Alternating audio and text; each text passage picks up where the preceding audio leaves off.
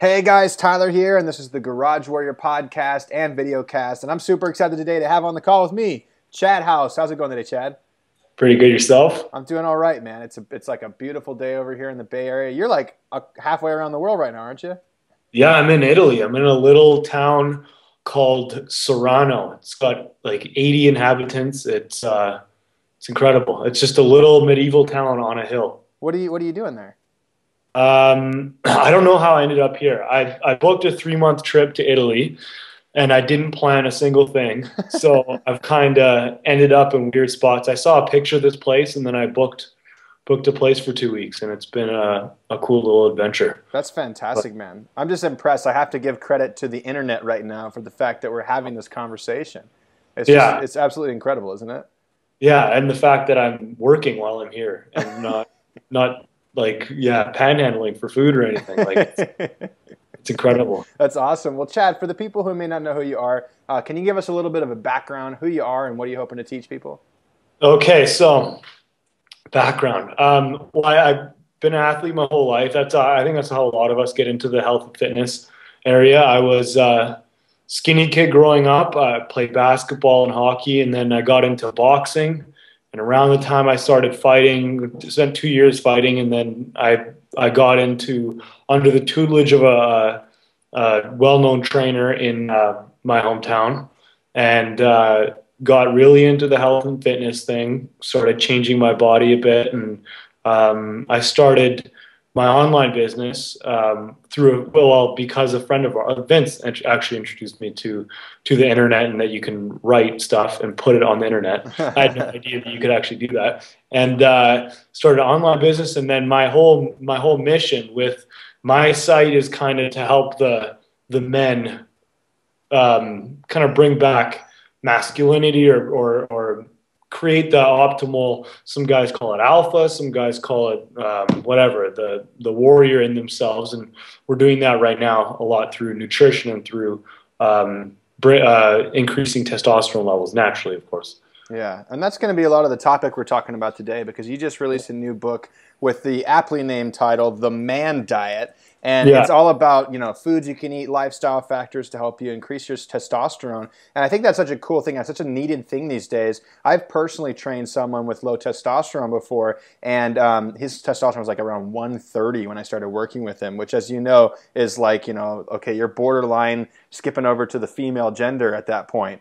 Right? And that's really low. That's really low, yeah. He was burned out, and he was on a bunch of medications and stuff. And so the hard thing with that is, like, you can give somebody the perfect workout program, but if their hormones are out of whack, they don't make any progress, right? No. So there's two angles you have to come at it. Some guys can be doing the best workout possible, and like you said, getting terrible results just because their hormone levels are out of whack, and that's affected by their diet, their lifestyle, or whatever. Other guys can be eating well, eating as they should, and then they're not active enough, and that will crush their hormones as well. So sure. there's two angles you have to come at it. But most guys, that they don't have the diet figured out. It's just because, well, if you think about diets, you know this, being in our industry, most diets are made for women. The best-selling diets are always made for women because they have this emotional connection to their health, their physique, and they tend to buy a bit more.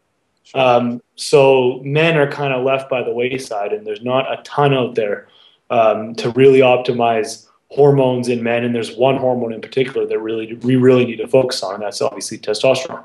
So I saw that I saw nothing out there for myself really, and so I decided to do some research. That's an interesting perspective, because like you're saying, I get what you're saying. The target market for most diets is kind of the women genre, because obviously like they look at the demographics, and those people typically purchase books more. But it's interesting because a lot of those diets propagate calorie restriction, so there's fat loss based and stuff like that. But you and I both know that calorie restriction can have a negative impact on your hormones as well, right? Yeah, both men and women. Yeah, for both men and women. Both men and women, but yeah, for men especially, you're going to raise your cortisol levels and just absolutely destroy your testosterone levels. That's fantastic. So where do we start? So let's just dig into the meat and potatoes of this interview, and like where would you start somebody off? Somebody's eating like the standard American diet. Maybe their testosterone's in the can, like my client. I got him doing back squats with 65 pounds, and no weight ever gets added to the bar because he can't recover from his workouts. Like, where do you start that person? Well, first you have to change how they look at calories. Like we both know, all calories are not created equal, or all macros aren't created equal. So I think you just have to change the way people look at calories. So they look at carbs a certain way, they look at fats a certain way, and whatever else, carbs, fats, Protein. protein. He's been in Italy too long. He's eating nothing but carbs in Italy. Yeah. Oh man, it's been insane here. I'm like this place. I'm eating like a human being. I'm like I just had a steak, and I don't know. It's awesome here, but then I was in Florence for a week, and I just ate pasta every day, cannolis, and like, oh, it was a joke. But anyways, yeah, that's a great thing to put in this interview. Right. But yeah, don't do what I say, not what I do. We're all real people, man. I tell people you got to kick your heels up. Had to. They have great steak there, though. But yeah, change how people look at calories, and especially how men look at fat, because fat and cholesterol is another one.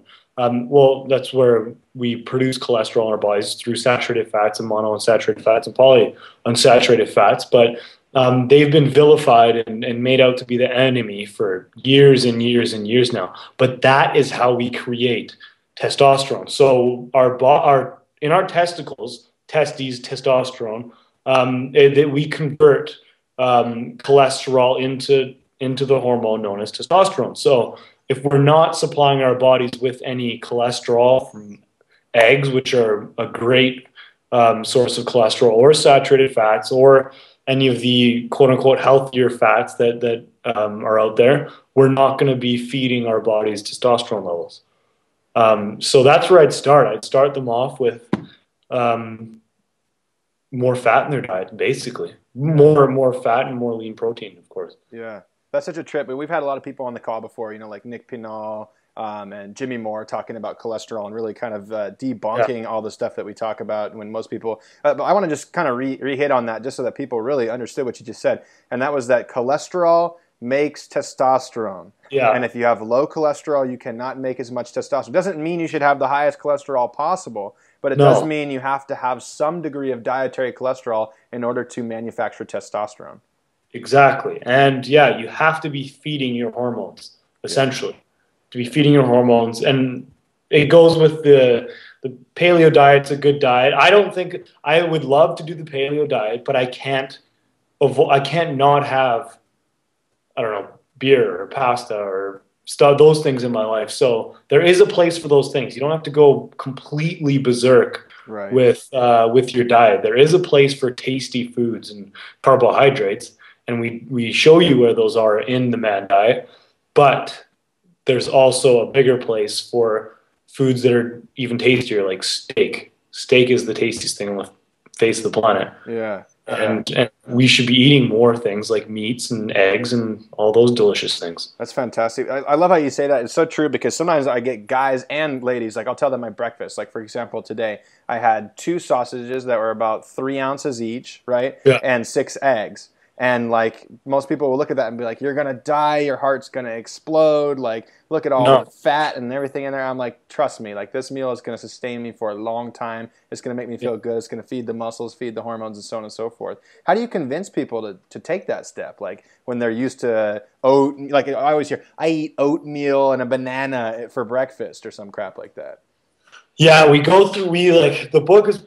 Man Diet's pretty big. We go through a lot of different things, but you have to start with education. You have to start with teaching people that fat doesn't equal body fat. Like dietary fat doesn't equal body fat.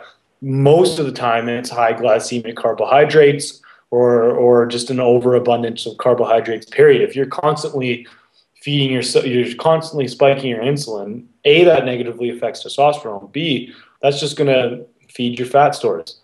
So it starts with just kind of trying to get people to think about it. And then when they try it, it's just like, oh, okay, I feel better. I'm healthier. But it's getting through that first loophole, like kind of breaking point. And we do it, I think, in a good way in the book, in the ebook. But yeah, sometimes it takes time just getting people to try it. I had one guy whose dad, I just got an email the other day, and no doctor. I'm not like um, providing cures for anything. But his dad was just been diagnosed with diabetes, and they got in the man diet, and they started eating just a different way, less no fried foods, less high glycemic carbohydrates, and more fat, and that is starting to bring his diabetes back in check. So it's kind of his blood sugar back in check. So it's kind of cool to see that.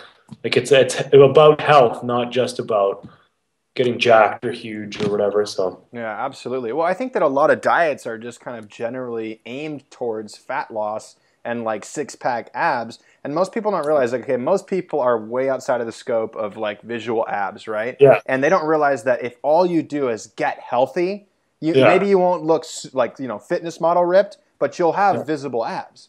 You know what I yeah, mean? Like most guys in that 15, 12% body fat range, which is where you can get if you just eat clean foods, high quality proteins, good fats, and then maybe take your cheat meals down to like one day a week. Like, dude, yeah. that's such a huge impact on most people's physiques.